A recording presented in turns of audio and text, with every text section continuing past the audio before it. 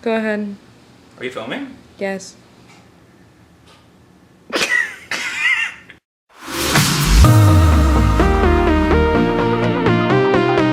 Hey, what's going on, guys? For this video, I decided to do a weightlifting stretching video. I know a lot of people either A, don't stretch, or B, really don't know what to do or how to start when it comes to stretching. So hopefully there's a lot of helpful stretches in this video that will get you mobile and ready to lift. The first thing you need is your yoga mat.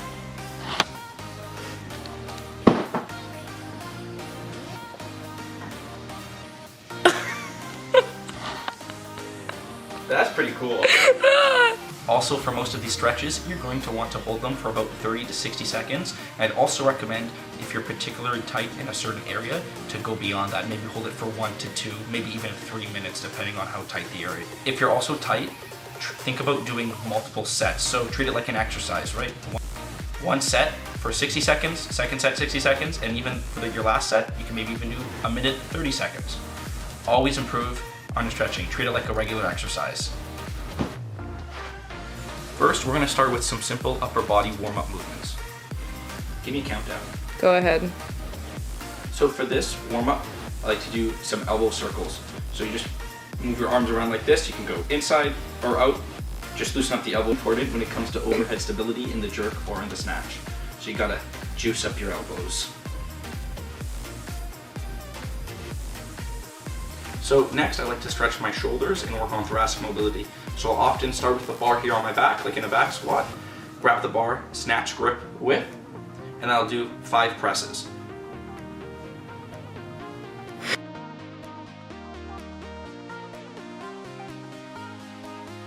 And if you feel that you're mobile enough, squat down, like in a back squat. And from this position, you're just gonna press the bar above your head.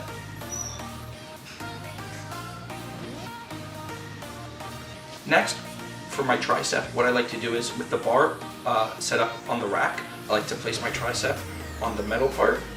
So the part without the knurling, just a heads up because that does hurt. You want to place your tricep there and just slowly rotate the bar and move your elbow and kind of roll out your tricep. So this stretch is for your shoulders and chest. So what you want to do is you want to supinate your hand and press it up against a wall. And you just want to press, think about pressing the base of your palm into the wall. You're going to feel a stretch all the way up your arm, right into your shoulder and chest. Next is a stretch for your lats. So what you want to do is grab the side of a rack. You want to place your arm around like this, sit your butt back, and just lean down and feel the stretch right here in your lat. And you might even feel a bit in your tricep too. Just sit back into it. I find this is the best stretch for your lats, for opening up your back. A great forearm stretch I like to do is when you just supinate your hands again, place them down on your mat, and just hold this position. I also help if you slowly move yourself back too, you'll feel the stretch a lot more. You literally look possessed. So this isn't a stretch, but this is just to warm up your abs because it's important to activate your core before you start lifting. I think it's something a lot of people overlook, and it helps prevent back injuries, or even if you're feeling a bit sore in your lower back especially, to help compensate for that so you don't go into the warm-up completely cold. So for this, you just want to do a 30 to 60 second plank just to warm up your core. The important part about this is you want to squeeze your core and squeeze your glutes. My old weightlifting coach told me you basically want to be shaking.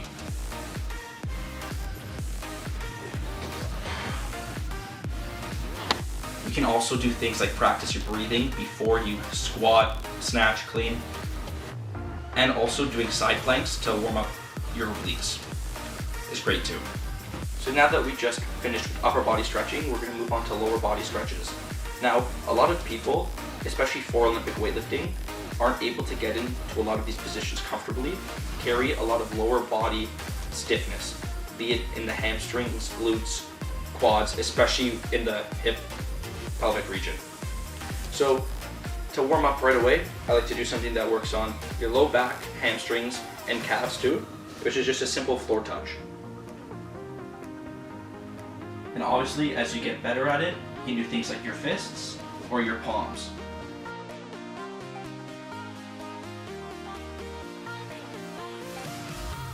And if you're unable to even touch the ground when you start off, if you're wearing a pair of running shoes, I recommend trying to loop your fingers inside your shoelace. And then from there, slowly reach down your shoe, and eventually you'll be able to touch the ground and obviously work down to the palm. Next, I want to do a stretch for your quads and for your knees.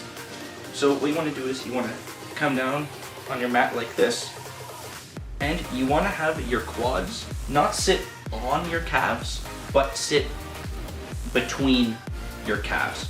So you just want to lower your butt into it like this, and just sit in this position. So you just want to hold this stretch for about a minute, and you'll notice that the longer you hold it, the lower your butt will be, and the closer it gets to the ground. So this next stretch is going to be a more simple quad stretch in case you're not able to do the other one. So you want to start off with one leg out like this and one quad in the same position as the last stretch. You're just going to hold it like this. And then if this becomes too comfortable or too easy for you, you can slowly start to lean yourself back, and eventually when you're able to just drop your back on the floor and just hold this position. You want to make sure when doing this stretch, you don't have a very large curve in your low back, because that is going to cause you to have a lot of low back pain, and it's not going to be good stress. Okay. So this next stretch is one for your hips. You're just going to set your leg.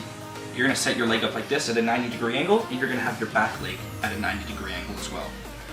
What you want to do is squeeze your glute.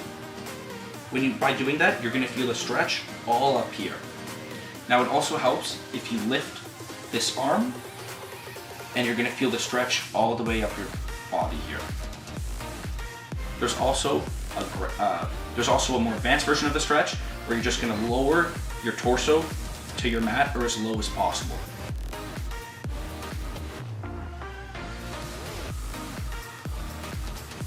It's going to be for your glutes and for your hips. I know this probably has a name in yoga, but I have no idea what it's called. Start this by bringing whatever leg you have set up out front first at a 90-degree angle, so like this. And this back leg, you're going to try to bring as close to the ground as possible.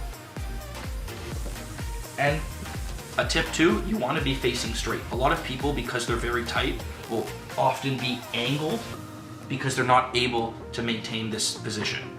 So from here, you just want to hold this stretch. You're going to feel it all here in your glute, and you should feel it a bit here too in your quad. Then, if this position becomes comfortable for you, practice by lowering yourself to the floor.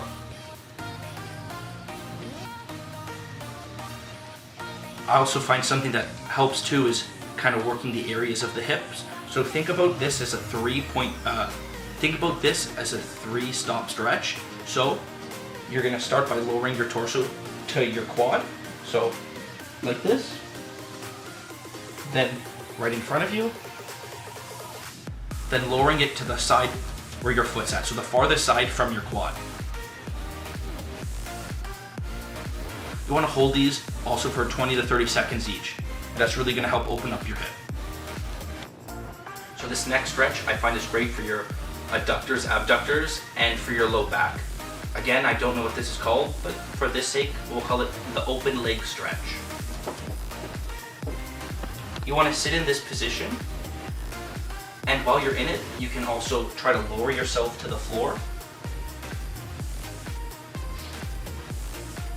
And also, you can reach for your toes. Doing this is really going to help open up the low back right around here. You should feel it here. You can alternate legs. Something I like to do, if you're able to, try to lower yourself to each quad.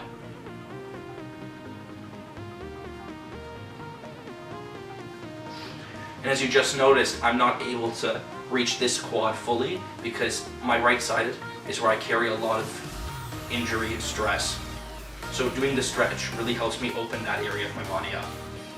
Also, if you would like to get better at reaching the floor, something that I recently found helps me a lot is I'll reach out, take a deep breath in, lift my arms up, and as I breathe out, it'll lower myself, but I'll be a little farther each time.